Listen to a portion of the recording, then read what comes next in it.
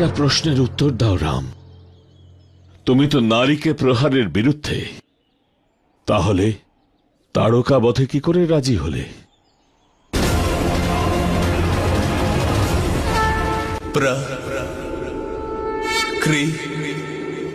এবার ইতি।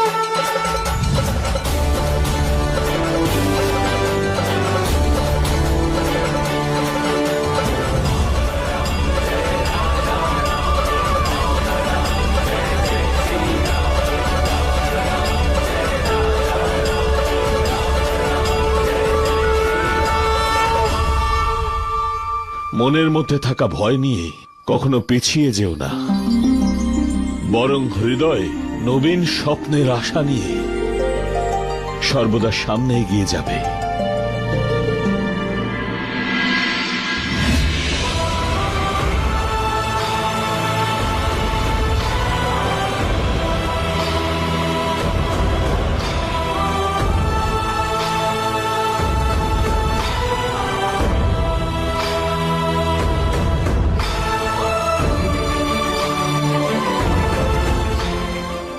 প্রভু, আপনি আমাকে শুধুমাত্র এই নরকের জীবন থেকেই মুক্ত করলেন না, তার সাথে এই বোনকেও তার স্বাভাবিক জীবন ফিরিয়ে দিলেন প্রভু। ধন্যবাদ প্রভু।